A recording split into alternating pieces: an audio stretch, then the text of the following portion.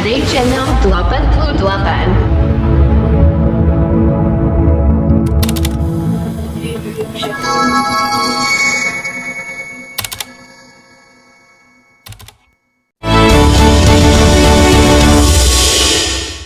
Debat kemarin itu buat saya ekspektasi publik tidak tercapai itu, dengan kata lain kecewa. Orang menganggap bahwa ini Menteri Pertahanan mantan prajurit akan menguasai sektor pertahanan, tapi di debat kemarin KO gitu, dan KO-nya sama orang sipil, dua-duanya kan orang sipil.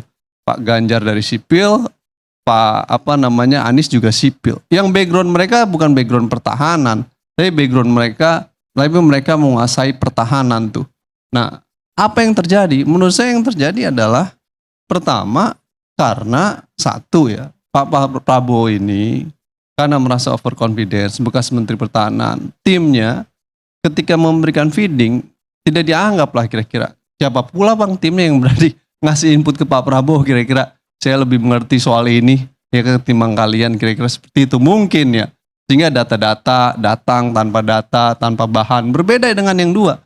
Dikasih feeding sama timnya, mereka memegang data dan menjadi perdebatan. Dengan kata lain, menurut saya kondisi politik itu berbahaya jika seorang pemimpin itu tidak dibarengi dengan teamwork yang baik gitu. Dengan kata lain, kalau tidak memberikan input timnya itu menurut saya kurang baik. Nah, itu dilihat dari data-data yang tidak dipegang oleh beliau gitu. Padahal beliau ini Menteri Pertahanan loh bang. Menteri Pertahanan berapa banyak dirjen? Dirjen Strathan, Dirjen Postan, belum Litbang. Kalau dia minta data itu cepat sekali gitu. Bang Karni bisa lihat debat kandidat presiden di Amerika Serikat itu ngeri bang. Ngeri. Oh, lebih dari itu bang. Gitu. Yeah. Waduh ampun dah ya kan. Dan gak ada yang perlu ditangisi. Ya itu politik, itu debat. Anda harus menyampaikan argumentasi, Anda harus menyampaikan data, menyampaikan ide. Kalau Anda nggak bisa, ya berarti Anda nggak siap dalam perdebatan itu. Sementara bang, pertahanan keamanan itu wilayah yang sangat strategis dan sangat penting. Apa sih tujuan debat kemarin? Untuk melihat mana kandidat presiden yang dalam jangka waktu 5 tahun ke depan bisa memberikan rasa aman kepada masyarakat. Kenapa? Diskusi pertahanan dan keamanan itu goalsnya adalah memastikan rasa aman. Dari apa? Dari ancaman perang, dari ancaman non-perang. Nah, gagasan presiden harus keluar di situ. Nah, sialnya adalah Pak Prabowo incumbent di sektor pertahanan. 4 tahun menjadi Menteri Pertahanan dievaluasi dan tidak bisa menjawab itu. Tapi seharusnya juga bisa menjawab dan menyerang kepada Pak Anies dan Pak Ganjar. Nyerang kemana visi misinya? Kalau saya jadi Pak Prabowo, saya bisa kritisi itu visi misi Ganjar dan Anies. Tapi itu juga nggak dikasih input, nggak dikritisi visi misinya. Sebagai incumbent tentu dia akan dirugikan posisinya. 4 tahun berkuasa akan banyak kelemahan yang mungkin diserang. Dan benar, kelemahan-kelemahan itu akhirnya menjadi catatan buat Pak Anies dan Mbak Ganjar.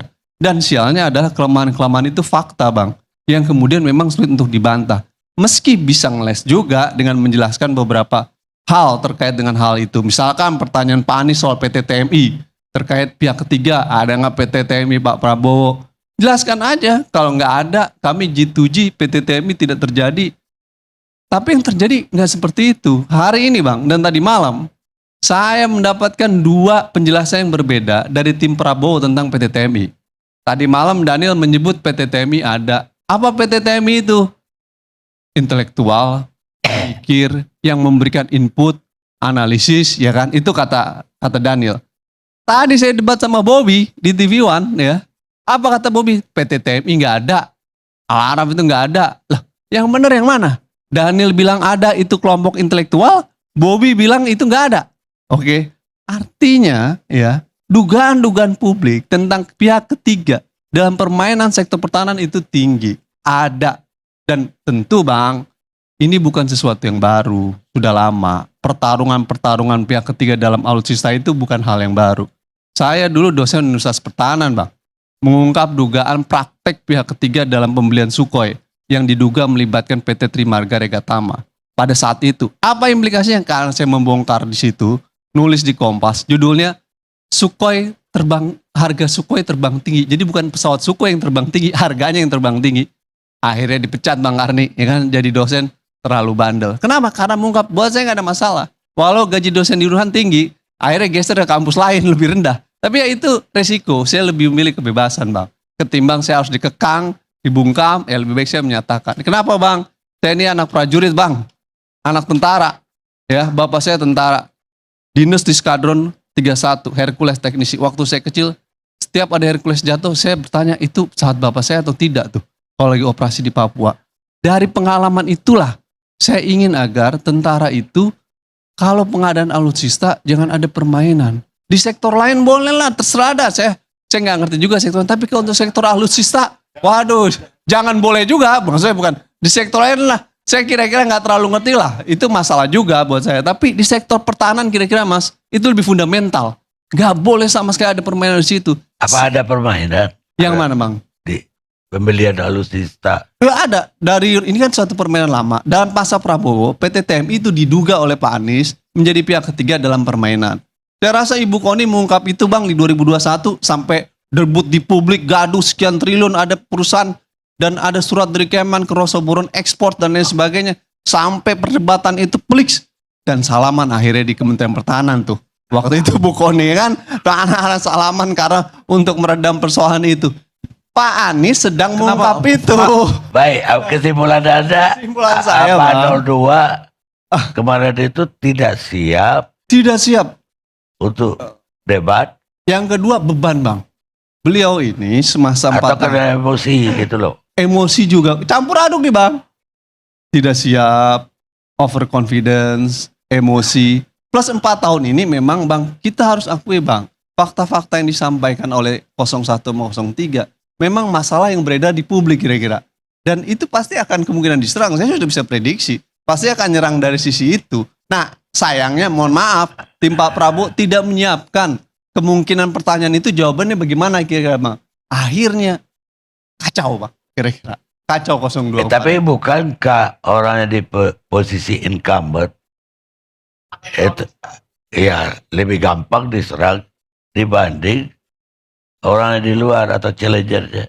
Sangat betul bang. Karena itu timnya itu harus menyiapkan apa isu yang kemungkinan untuk diserang dan apa jawabannya. Kan juga bisa gampang untuk dijawab bang.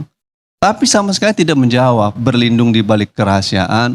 Berlindung di balik nanti aja diskusi di belakang. Kan kita bukan lagi diskusi di warung kopi nih. Kita diskusi debat kandidat presiden. Di depan harus dijelaskan.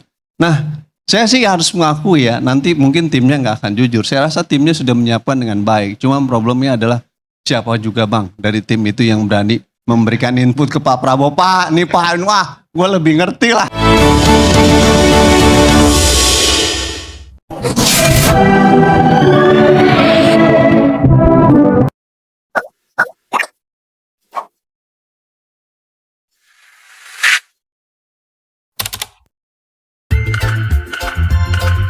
Jangan lupa subscribe Edai Channel 88. Tinggal klik aja. Tonton juga video lainnya.